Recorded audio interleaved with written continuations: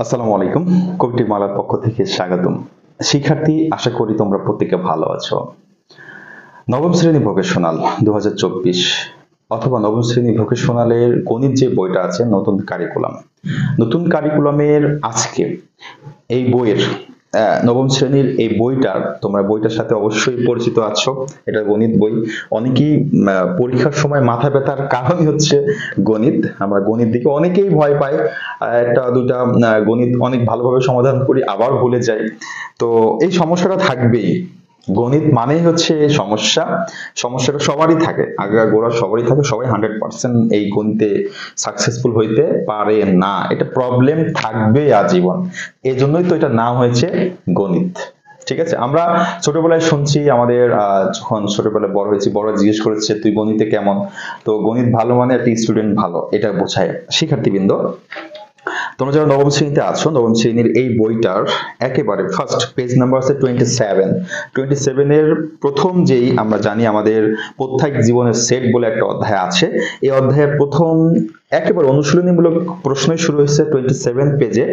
তোমরা বইটা বের করে নিবে। 27 পেজের 1 নম্বর অঙ্কটা, 3টা অঙ্ক আছে, তালিকা পদ্ধতিতে প্রকাশ করো। তো সেটের প্রকাশের পদ্ধতি দুটো ছিল, একটা হচ্ছে গঠন পদ্ধতি, একটা তালিকা পদ্ধতি। তো গঠন থেকে তালিকাতেও রূপান্তর করা যায়, আবার তালিকা থেকে গঠনেও রূপান্তর করা যায়। আজকে আমরা দেখব এই যে 3টা সেট আছে, 3টাই গঠন পদ্ধতিতে আছে, আমরা তালিকা পদ্ধতিতে বের করা শিখব। অনুশীলনী প্রশ্ন 1, একটু মনোযোগ সহকারে দেখবে। আর যারা মাত্র চ্যানেলটাকে আমরা ওপেন করেছি, অবশ্যই চ্যানেলটিকে সাবস্ক্রাইব করে বেল আইকনটি অন করবে, কারণ কবিটেক বাংলা ছাড়া তুমি কারিগরি শিক্ষা বোর্ডের অধীনে যত কোর্স আছে, এসএসসি এইচএসসি প্রোগ্রাম আছে, এত বেশি ক্লাস, এত বেশি সাজেশন, এত বেশি বেসিক ক্লাস তুমি সারা বাংলাদেশে কোথায় পাবা না, তোমার স্কুলেও পাবা না। এজন্য ভালো করতে হলে, পরীক্ষায় ভালো করতে হলে, কিছু শিখতে হলে অবশ্যই কবিটেক বাংলা সাথে থাকতে হবে। সাথে থাকতে হলে চ্যানেলটিকে সাবস্ক্রাইব করে বেল আইকনটি অন করতে হবে। একটু ভালো লাগলে বন্ধুদের মাঝে শেয়ার করে দিবে, একটা লাইক করবে। ওকে শিক্ষার্থীবৃন্দ, তো আজকে আমরা গণিতের যে বিষয়টা দেখব সেটা হচ্ছে সেটের 1 নম্বর অধ্যায়ের জাস্ট 1 নম্বরে 3টা অঙ্ক দেখবো। খাতা কলম রেডি হয়ে যাও একটু। ওকে শিক্ষার্থী, একটু খেয়াল করবে, আমি একটু লিখে রেখেছি যে এই সেটটাকে আমরা একটু দেখছি। এ সেট সমান আমাদের দেওয়া আছে x এপসাইলন n, তার মানে x এর মানগুলা n এরই মান, কারণ x কার ভিতরে আছে? n এর ভিতরে আছে। তো n মানে হচ্ছে স্বাভাবিক সংখ্যা, 1 2 3 4 5 আজীবন চলবে। n মানে কি? স্বাভাবিক সংখ্যা। কিন্তু আর একটা শর্ত দেওয়া আছে, এই যে x স্বাভাবিক সংখ্যা, সেটা -3 থেকে বড়। এই চিহ্নটা মানে কি? এর আগে একবার তোমাদেরকে বুঝিয়েছিলাম। এই চিহ্নটা মানে হচ্ছে গ্রেটার দেন -3, x থেকে x হচ্ছে -3 থেকে বড়, আবার 5 থেকে ছোট। এদিকে থাকলে ছোট, এই যে চিহ্নটা আমরা দেখেছিলাম না, এদিকে সবসময় বড় হয় আর এদিকে সবসময় ছোট হয়। তার মানে -3 থেকে x বড়, আবার 5 থেকে x ছোট, কিন্তু নিচে এই দাগটা থাকলে হয় সমান। তার মানে x এর মানগুলা, স্বাভাবিক যে সংখ্যাগুলো আছে, -3 থেকে বড়, 5 থেকে ছোট অথবা সমান। এই জন্য আমি লিখছি এই সেটের প্রত্যেকটি উপাদান স্বাভাবিক সংখ্যা, -3 থেকে বড়, 5 থেকে ছোট বা সমান। সেই ক্ষেত্রে আমরা এ সেট সমান কি লিখতে পারি বলতো? -3 থেকে বড় কি আছে দেখো, -2 -1 0 1 2 3 4 5 পর্যন্ত নিব, যেহেতু 5 এর সমান। এখন একটা বিষয় চিন্তা করে দেখো, আমাদের এই শর্তটা বলছে -3 থেকে বড়, মানে -2 -1 0 1 2 3, কিন্তু প্রশ্নে আবার বলে দিছে n মানে স্বাভাবিক সংখ্যা। স্বাভাবিক সংখ্যা শুরু হয়েছে 1 থেকে, তার মানে এই সংখ্যাগুলো তুমি নিতে পারবা না। তার মানে আমাদের এ সেট সমান হচ্ছে 1 2 3 4 5। আশা করি বুঝতে পেরেছো। এরপর আমি 2 নম্বর চলে যাচ্ছি। 2 নম্বরটা দেখো, খেয়াল করো কি আছে, যে বি একটি সেট যেখানে x belongs to z। z মানে হচ্ছে পূর্ণ সংখ্যা। z মানে কি? পূর্ণ সংখ্যা। পূর্ণ সংখ্যা মানে হচ্ছে শূন্য থাকবে, সাথে প্লাস মাইনাস যত মান আছে সবগুলোই হচ্ছে পূর্ণ সংখ্যা। প্লাস মাইনাস যত মান হচ্ছে সবগুলোই পূর্ণ সংখ্যা। তাহলে খ নম্বরটাও তোমাকে কি করতে হবে? দেওয়া আছে বলে লিখতে হবে বি একটি সেট যেটা হচ্ছে x belongs to z, আর এক্স হচ্ছে মৌলিক সংখ্যা। মৌলিক সংখ্যা বলে কি তোমাদের ধারণা আছে? মৌলিক সংখ্যা মানে হচ্ছে যে সংখ্যার কোনো উৎপাদক থাকে না এক এবং ওই সংখ্যা ছাড়া, মানে সাধারণ উৎপাদক থাকে না। এক কথায় মৌলিক মানে হচ্ছে ওই সংখ্যাটা অন্য কোনো সংখ্যার উপরে নির্ভরশীল নয়, নিজে নিজেই এক কথা বিশ্লেষণ করা যায় না। তাহলে আমরা দেখতে পাচ্ছি z হচ্ছে এখানে সংখ্যা, তার মানে x হচ্ছে z এর মান। z মানে কি? প্লাস মাইনাস যত মান আছে সেটা হচ্ছে মৌলিক সংখ্যা। এবং এখানে বলছে মৌলিক সংখ্যা কোনগুলা, যে x স্কয়ার মৌলিক সংখ্যা নিলেই হবে না, সেটা হচ্ছে x স্কয়ার করলেই বর্গ করলে আবার 50 থেকে ছোট অথবা সমান হইতে হবে। তাহলে দেখো মৌলিক সংখ্যা কোনগুলা, মৌলিক সংখ্যা সমূহ যদি আমরা লিখি, সমূহ 2 3 5 7 11 ডট ডট এও চলতে থাকবে। 11 এর ভিতরে 13 দিতে পারো, 13 ও মৌলিক সংখ্যা, 17 দিতে পারো, 17 ও মৌলিক সংখ্যা। তাহলে এই মৌলিক সংখ্যাগুলো নিলে কি সেট হয়ে যাবে? না, আবার প্রশ্ন বলে দিয়েছে এবং x স্কয়ার, এই যে মৌলিক সংখ্যা কিসের মান? x না, তার 2 3 4 5 7 এগুলো কিন্তু x এর মান। তাহলে x এর মানের উপর আবার কি আছে? স্কয়ার আছে। যদি স্কয়ার করো তাহলে 50 থেকে ছোট হইতে হবে। কেমন দেখো, যদি x সমান প্রথমে কত আছে 2 হলে আমরা x স্কয়ার আছে না, x স্কয়ার নিব, তার মানে x এর মান কত 2, 2 এর উপর স্কয়ার দিলে কত হয় 4। দেখো তো এই শর্তটা মিললো কিনা? x এর মানটা আমরা কত নিয়েছি 2, 2 এর উপর স্কয়ার করলে কত হলো 4, তাহলে 4টা কি 50 থেকে ছোট অথবা সমান, তাহলে 50 থেকে ছোট, তার মানে এটা গ্রহণযোগ্য। এরপর যদি x সমান আমরা 3 নিই, দেখো x এর উপরে স্কয়ার মানে 3 এর উপরে স্কয়ার দিলে কত হবে বলো তো 9, 9 নিলে এটাও কিন্তু কি 50 থেকে 9 ছোট, তার মানে এটাও সঠিক।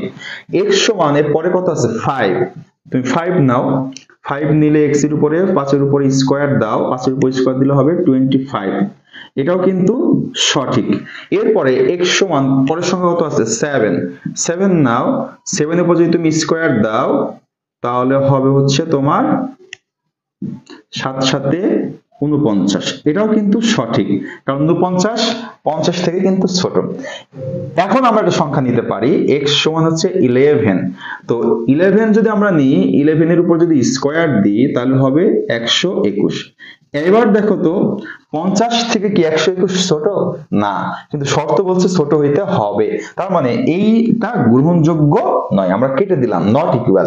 তার মানে x সমান যে 11, এই 11টা এই ঘর থেকে আর গ্রহণযোগ্য হবে না। তাহলে x মান 2 গ্রহণযোগ্য, 3 গ্রহণযোগ্য, 4 5 গ্রহণযোগ্য, 7 গ্রহণযোগ্য। সেক্ষেত্রে আমরা লিখতে পারি b সেট সমান এই x এর মানগুলা 2 3 5 7, এটা কিন্তু অ্যানসার। ওকে, এটা মোস্ট ইম্পর্টেন্ট একটা প্রশ্ন, পরীক্ষায় আসার মতো। এটা ভালো করে তোমাকে প্র্যাকটিস করতে হবে, যেভাবে শেখালাম এভাবে খাতায় কয়েকবার প্র্যাকটিস করবে, দেখবে তুমি পারতেছো। তাহলে মৌলিক সংখ্যা মানে হচ্ছে ওই সংখ্যাগুলো অন্য কোনো সংখ্যার উপর নির্ভরশীল নয়। আর পূর্ণ সংখ্যা মানে হচ্ছে শূন্য সহ প্লাস মাইনাস যত মান আছে, স্বাভাবিক সংখ্যাকে n দ্বারা প্রকাশ করে, n মান হচ্ছে 1 2 3 ডট ডট ডট। লাস্ট যে অঙ্কটা আছে সেটা আমরা চলে যাচ্ছি, একটু খেয়াল করবে, এটা উঠে নেবে খাতায়, 2 থেকে 3 বার করে প্র্যাকটিস করবে। সি নম্বর অঙ্কটা একটু খেয়াল, মানে গ নম্বর অঙ্কটা একটু খেয়াল করো। গ নম্বর তোমার আছে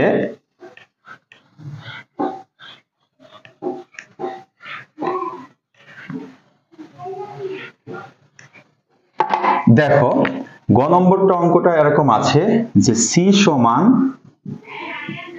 x belongs to z x4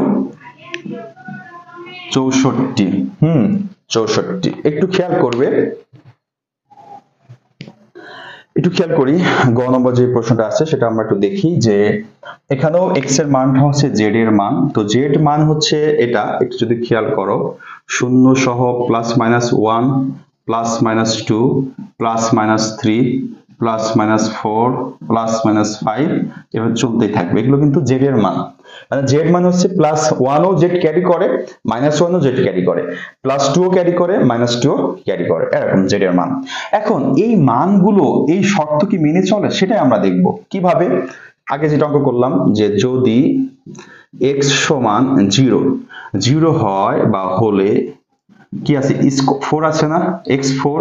তো x4 যদি আমরা করি, x4 মানে 0 উপরে 4 মানে কি 0। তো এটা কিন্তু 0টা হচ্ছে কিন্তু 264 থেকে ছোট। আবার x সমান যখন আমরা প্লাস মাইনাস 1 নিব, প্লাস মাইনাস 1 হলে একটু খেয়াল করে দেখো তো, x4 মানে হচ্ছে প্লাস মাইনাস 1 4, প্লাস মাইনাস 1 4 মানে 1 এর উপর 4। ক্যালকুলেটর আছে না, ক্যালকুলেটরে 1 এর উপরে পাওয়ার দিয়ে 4 দিবা, দেখবা 1 ই হয়েছে। আবার মাইনাস 1 এর উপরেও পাওয়ার দিয়ে কি দিবা, 4 দিবা, দেখবা 1 হয়েছে। কেন? কারণ মাইনাসটা হচ্ছে একটা বিষয়, মাইনাসের উপরে যদি জোড় সংখ্যা থাকে 2 থাকে তাহলে প্লাস 1 হয়ে যায়, আবার মাইনাসের উপরে যদি 4 থাকে সেটাও প্লাস 1 হয়ে যায়, মাইনাসের 1 এর উপরে যদি 6 থাকে সেটাও প্লাস হয়ে যায়। তার মানে মাইনাস যদি জোড় সংখ্যক বার গুণ হয় সেটা প্লাস হয়, আর বিজোড় সংখ্যক বার গুণ হলে মাইনাস হয়। তাহলে এখানে আমাদের হচ্ছে 1টা কিন্তু 264 থেকে ছোট। আবার x এর মান যদি আমরা প্লাস মাইনাস 2 নিই তাহলে কি হয়, প্লাস মাইনাস 2 এর উপর যদি স্কয়ার দাও কত হবে 4টা কিন্তু 264 থেকে ছোট। এটাও শর্ত ঠিক আছে। x এর মান প্লাস মাইনাস যদি তুমি 3 নাও তাহলে কি হবে, প্লাস মাইনাস 3 তাহলে হবে আমাদের 9টাও কিন্তু সঠিক। x এর মান যদি তুমি প্লাস মাইনাস 4 নাও, একটু মিস্টেক হয়েছে, একটু খেয়াল করি, আমাদের কিন্তু স্কয়ার ছিল না, 2 ছিল, 4 ছিল, 4 তাই না। তো যদি তুমি 4 নাও, ক্যালকুলেটর দেখবা 2 এর উপরে 4 দিলে তোমার হবে হচ্ছে 16, 2 এর উপর 4 দিলে কত হবে, এটা হবে 16। আর 3 এর উপরে 4 দিলে হয় 81, 3 এর উপর 4 দিলে কত হয় 81, আর 4 এর উপর 4 দিলে হবে 256। তাহলে আমরা যদি দেখি 4 এর উপরে 4 দিলাম হবে 256, এটাও কিন্তু সঠিক। আরেকটা যদি যাই আমরা প্লাস মাইনাস 5 পর্যন্ত যাই তাহলে 4 প্লাস মাইনাস 5, তো 5 এর উপরে যদি 4 দাও, ক্যালকুলেটর করো, ক্যালকুলেটর করলে তোমরা 5 এর উপরে 4 দিলে দেখবা যে হচ্ছে 625।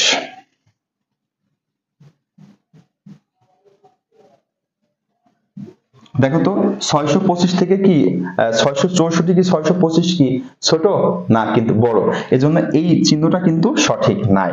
তার মানে দেখো আমরা x এর মান 0 এর জন্য সঠিক, x এর মান প্লাস মাইনাস 1 এর জন্য সঠিক, প্লাস মাইনাস 2 এর জন্য সঠিক, প্লাস মাইনাস 3 প্লাস মাইনাস 4 এর জন্য কিন্তু সঠিক হয়েছে এই শর্তটা।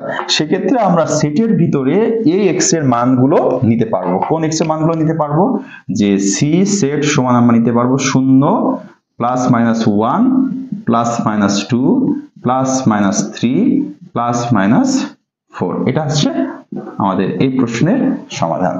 ওকে শিক্ষার্থীবৃন্দ, তো এই যে 3টা অঙ্ক দেখালাম, 1 নম্বরে যে 3টা অঙ্ক সেটা হচ্ছে তালিকা পদ্ধতিতে প্রকাশ করতে হবে, তার মানে গঠন পদ্ধতিতে আছে। শিক্ষার্থীবৃন্দ 3টা অঙ্কই কয়েকবার প্র্যাকটিস করবে, এখান থেকে প্রশ্ন আসবে পরীক্ষায়।